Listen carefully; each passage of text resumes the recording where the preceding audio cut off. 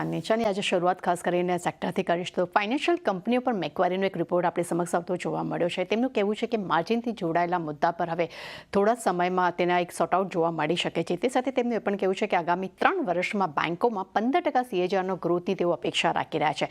Brokerage report મુજબ ખાસ કરીને તેમને મોટા પ્રાઇવેટ બેન્કને તેમને પસંદ કર્યા છે અને સારા રિસ્ક રેવર્ડવાળા NBFC શેર્સની તેમને પસંદગી કરી છે, જેમાં ખાસ કરીને HDFC bank, axis bank, AB capital, PFC, Shriram finance, LIC તેમના ટોપિક્સ આપણને જોવા મળી રહ્યા છે. બીજી તરફ તેમને અમુક સિલેક્ટેડ કંપનીઓને તેમને રેટિંગ્સ પણ આપ્યા છે, ટાર્ગેટ પણ આપ્યા છે. તેના પર પણ ફોકસ કરી લઈએ તો કોટક બેંક, PB ફિનટેક અને SBI કાર્ડ આ ત્રણેય જ માટે આપણને ન્યુટ્રલ રેટિંગ અહીંયા જોવા મળી રહ્યા છે. અગર કોટકની વાત કરશો તો 2300ના ટાર્ગેટ્સ આપ્યા છે.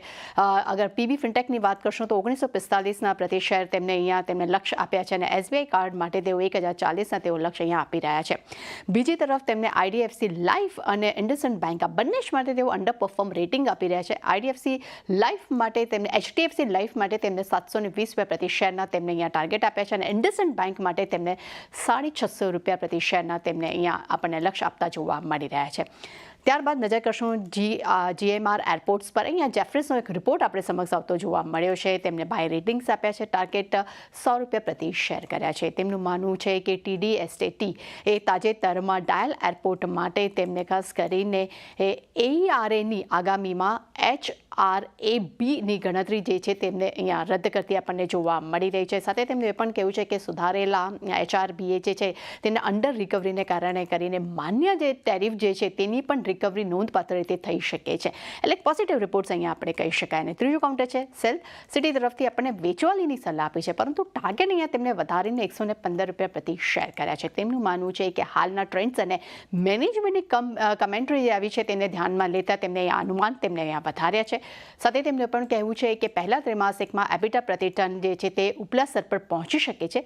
ડિમાન્ડ સપ્લાયને કારણે કરીને સ્ટીલના ભાવમાં એક થોડોક વધુ ઘટાડો પણ જોવા મળી શકે છે. સાથે પરંતુ તેમણે એ પણ વાત કરી છે કે 7 ગણાના મલ્ટિપલ હાલમાં EBITDA જોવા મળી રહ્યા છે, પરંતુ આવનારા સમયમાં EBITDA પ્રતિ ટનમાં પણ એક સુધારો જે છે તે જોવા મળી શકે છે.